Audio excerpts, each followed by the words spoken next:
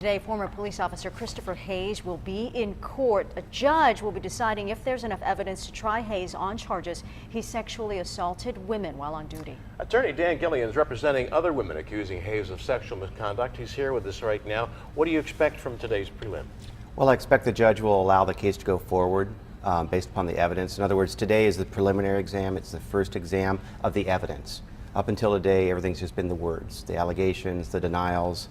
Now today is the first time we'll actually see evidence, and that's what the prosecutor has to do today, has to come in, swear witnesses, perhaps the victims, maybe not, maybe just the police officers, and put them on the stand, put them under oath, and get actual evidence out so that the judge can say, hey, based upon this alone, no defenses, based upon this alone, this evidence, I think that there's a chance that a jury could convict, and therefore I'm going to allow you to proceed on these cases. And that's what the judge's role is today, kind of like a gatekeeper.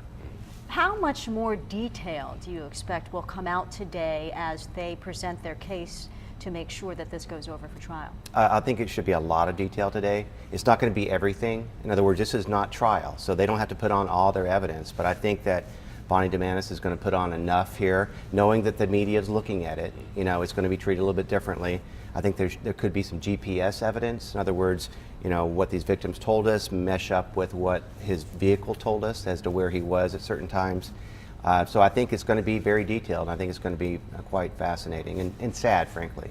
And it's rare that the defense puts on any case at a prelim, right? Yeah, they'll just be able to cross-examine the witnesses, but not actually put on evidence. So one of the stories you'll hear is how a woman, you know, she was actually sexually battered, but how it was done at the end of the officer's ride back to her house, where, you know, he's going to say, well, I was just patting her down. And we heard Lansdowne saying it was just bad pat downs. What Lansdowne didn't tell you was this bad pat down, you know, involved her groin area, and also was at the very end of this entire investigation by Hayes. In other words, he gave her a ride all the way home, and just before he lets her go into her house, he goes, well, I got to pet you down. That's really sad stuff, and I think, you know, it's going to be enlightening. We only have a few seconds left. What variety of witnesses could we see take the stand today? Well, I think that there's a good chance, in my mind, that they're going to have some of the actual victims testify.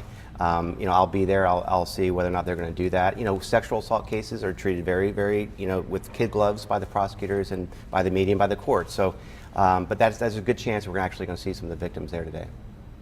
All right, Dan Gillian, thank you. Okay, thank you. Appreciate it.